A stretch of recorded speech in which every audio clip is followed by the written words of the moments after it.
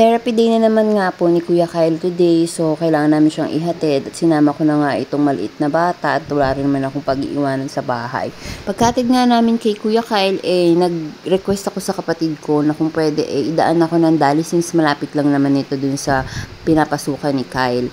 Nisip ko kasi na gagawin na ako sa oras kung mamayang hapon pa ako magpupunta ng supermarket para bumili ng mga snacks ni Kyle.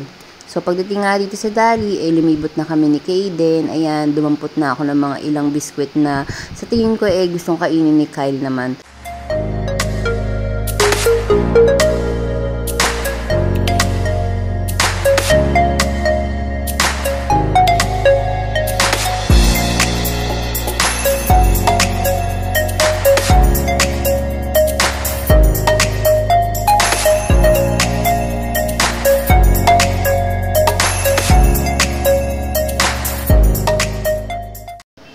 Meron nga din sila dito mga frozen products na much cheaper compared sa ibang supermarket.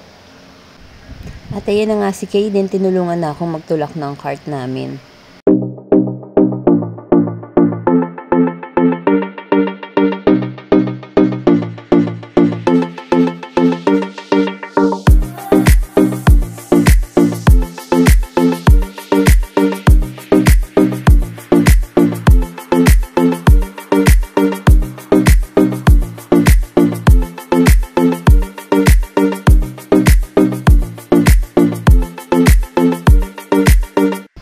Pagdating nga sa sasakyan guys, binuksan namin agad ni Kuya itong chunky chababs na to. And nagulat kami, masarap siya. For the price of 39.50 ata, binili ko to sa Dali. So, masarap nga siya. Actually, bumalik pa ako sa loob. Bumili ulit ako ng another 2. And yun nga, since wala kaming baon na tubig, so kailangan namin bumili ng tubig sa tindahan dahil baka naman mabulunan kami. So, ayun nga, tingnan nyo pati si Kaden, kumuha na din. So, nag-drive nga ulit si Kuya sa pinakamalapit na gasoline station para naman makabili kami ng tubig namin na iinumin.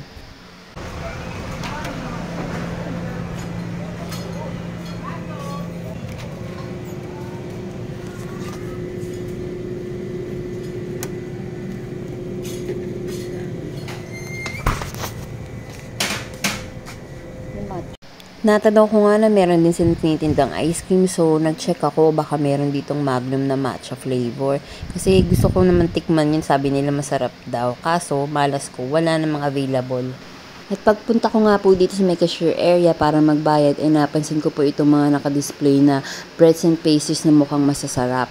Kung di nyo po na itatanong, napakahilig ko po sa tinapay.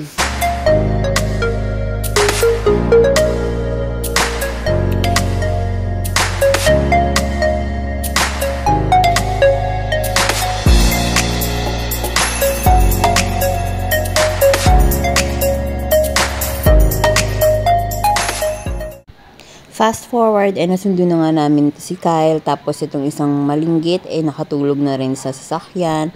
So, before nga kami umuwi, dumaan muna kami rito sa Pizza Hut dahil nga ilang araw na rin ako kinukulit ni Kyle na gusto daw niya ng pizza. So, ayan, pinagbigyan ko na. So, after nito, uwi na kami. So, yun lang muna guys. Thank you for watching. See you on my next mini vlog.